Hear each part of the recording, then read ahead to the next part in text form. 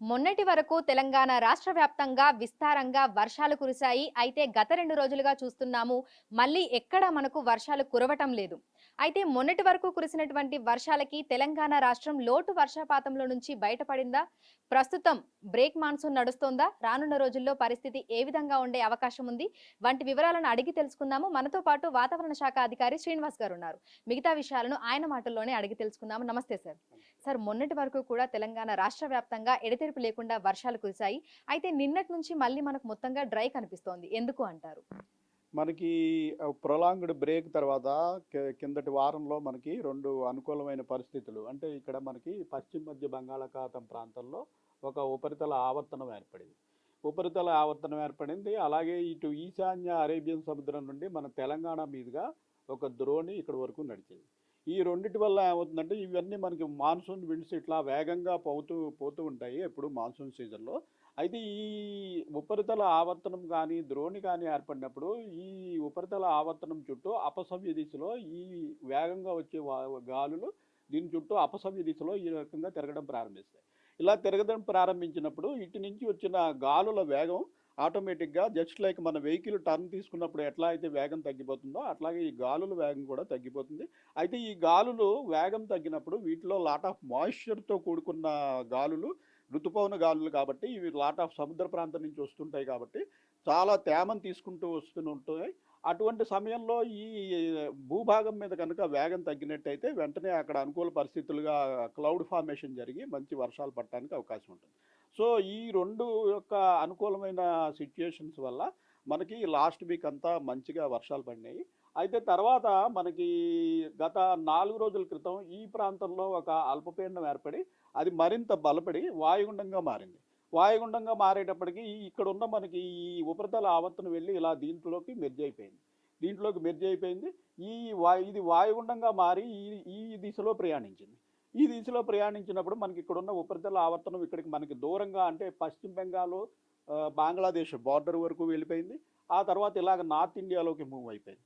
So మనకి అనుకూలంగా ఉన్న 2 పరిస్థితులు వీకెన్ అయిపోవడం వల్ల మళ్ళీ మనకి వర్షాలు తగ్గిపోయినాయి. అయితే గత వారం కురిసిన వర్షాలతోటి చూసుకుంటే అంటే ముందు మనము లోటు వర్షపాతంలో ఉన్నాము. ప్రస్తుతం కురిసినటువంటి ఈ వర్షాలకి మరి ఆ లోటు వర్షపాతంలో నుంచి బయటపడ్డామా? ప్రస్తుతం పరిస్థితి ఏ విధంగా ఉంది? మనకి ఈ వర్షాలు ప్రారంభంగా కాకముందు అరౌండ్ జూలై 18th ఆ ప్రాంతానికి తెలంగాణ వ్యాప్తంగా 32 జిల్లాల సగటు లోటు మనకి 28% ఉండిందండి. అయితే నిన్నటికి చూసుకున్నట్టయితే ఆ లోటు అంతా పూడిపోయి +1%కి వచ్చేసాం.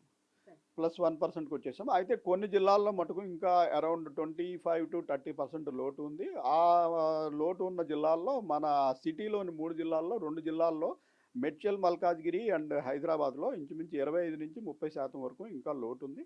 అయితే రంగారెడ్డి జిల్లా మటుకు -1 దగ్గరికి వచ్చేసింది. మిగిలిన జిల్లాల్లో కొన్ని జిల్లాల్లో అధికంగాను, మిగిలిన జిల్లాల్లో కొద్దిపాటి లోటుతోటి ఓవరాల్గా మనం పాజిటివ్కి నిన్నటితోటి చేరుకున్నాం.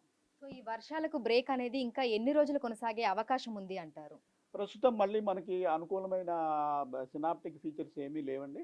ఇప్పుడు మాన్సూన్ కాలంలో ఏంటంటే ఒక ద్రోణి ఒకటి పర్మనెంట్గా మనకి ఇటు ఈస్ట్ సెంట్రల్ అరేబియన్ సీ నుంచి ఇట్లాగా రన్ అవుతుంటుంది నార్మల్ పొజిషన్.